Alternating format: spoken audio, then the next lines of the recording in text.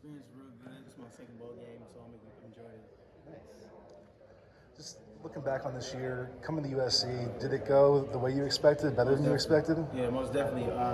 Everything the coaches preached to me from a work ethic standpoint, it all worked out for me. I'm glad I made this decision. It's probably the best decision I've ever made in my life, so I'm real happy I came here. How much do you feel it's kind of helped your pro potential and everything? It most definitely helped a lot. Just speaking with a lot of different people, for sure, coming here changed my whole game.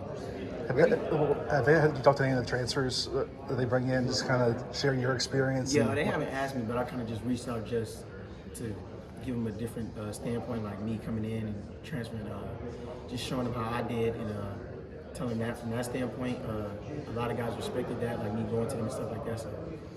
Now, there have been moments people have been critical of this defense performance over the course of the year. How have you seen maybe this defense improve, like in specific ways over the course of that time? What stands out? There's always room for improvement. I'm sure you guys seen the Twitter and stuff, but I'm very adamant about that type of stuff.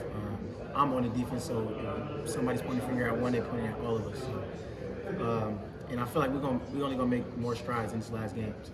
On that note, what kind of led you to defend Coach Grinch? I've been seeing it all year, but like Coach Grinch is my guy. I really respect him. He's one of the reasons I came here, and he's helped me like every step of the way. So me playing the way I did was a reflection of him and the other coaches. So. People with opinions like that, what do they maybe not see about the impact that Coach Grinch has been able to have on improving this defense? I would say they just don't know how he coaches. What you see on the field is, of course, you can point fingers, but you don't know what goes on inside the building. Coach Grinch has never played, so you can't really blame somebody who didn't play. He didn't miss the play. I'm sure like everybody knows he's a D coordinator. He's designing this stuff for people to be in certain gaps. It just so happens nothing's 100%. We're going against guys who are trying to win jobs and do things, go to the next level, stuff like that. So everything is not always going to go in our favor. So. What stands out about his coaching style? He's very straightforward, literally straightforward. Like he's going to tell you how it is. He's not sugarcoating anything. And just his aggressive play calling, I love it. So. You said he was one of the big reasons why you came here. Why is that? How did he kind of make that connection with you? Like I said before, when I first got here, I needed to be around the ball, and I know his defense put his DBs around the ball. As you can see, we led the nation in interceptions. So when he told me that, it was a no-brainer for me. He's been a very self-critical guy. It seems like over the course of that season. How has that kind of helped you guys? At least, you said, he's so straightforward, and he's been willing to take a lot of that accountability. Him being transparent with us and taking some of the blame, you can only respect a guy like that because usually people were to point the finger. Him being a DC, he's over everyone, so he could have easily been like, this is their fault, but just him accepting the blame, and like I said, I respect that man. So. There's this perception that you don't have a lot to play for, but he mentioned how hard you guys have been practicing. Yeah. Talk about getting that 12th win and not having that Pac-12 game be the last game, Yeah, you only as good as your last game, so, and of course for us, December 2nd, we didn't go out there and do what we needed to do, so this is the last go-around, and for me, it's my last college game, so I have no choice but to put it all on the line.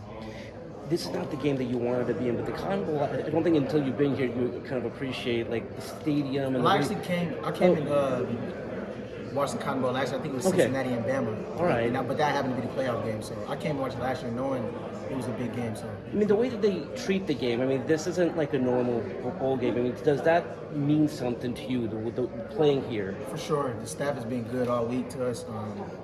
The way they've been treating us and stuff, you can most definitely tell. I've been in that bowl games in the past, so I feel the difference for sure. What do you feel you were able to show people this year that maybe they didn't notice about you the last couple of years? That I'm a for sure tackler. I haven't missed many tackles, 2 I believe, 13 games, so I'm credit myself on that and the staff. And then just being around the ball and making plays when my opportunity was there. So. Have you talked to anyone in particular about and been told your stock has improved, that sort of thing? I don't really pay attention to that. I still got another game, but I'm sure people are going to want to talk about that when I'm done with the season. So. Your career journey as a whole, we talked a little bit before, now that it's winding down, when you look back on the whole thing, the path you had to take to get here, what do you kind of think about? How do you put it in perspective?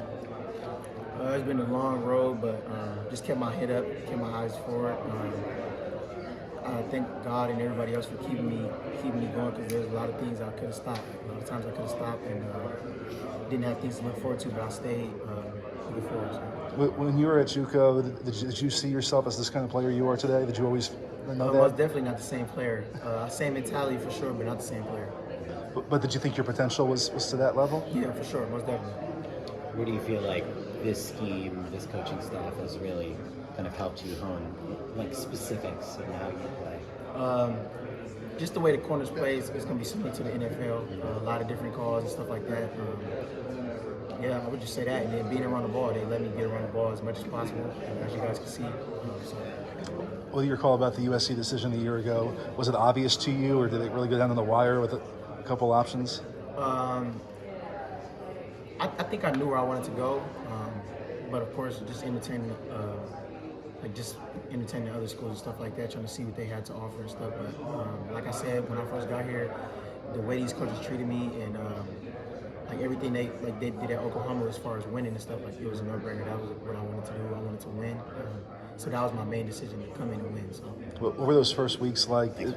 Not many veteran corners on this team. You were kind of the old guy. What was it like just assimilating to the rest of the team? What was that? What was it like kind of just meshing with the rest of the team when you came in? It was pretty easy because it was a new staff, a lot of different guys. Me, Caleb, Mario, and all those other guys are all new, so it wasn't like I was alone. And coming from JUCO and going into Colorado, kind of deal with the same thing, meshing with guys that I didn't really know. But I would say Coach Riley, his staff got us clicking real quick. So yeah. Well, just lastly for me, is there a favorite play this season for you? Favorite play? I would say Jordan Addison's touchdown against Stanford, the long ball post route. Okay. That's my favorite. But how about for you? For you? Oh, me?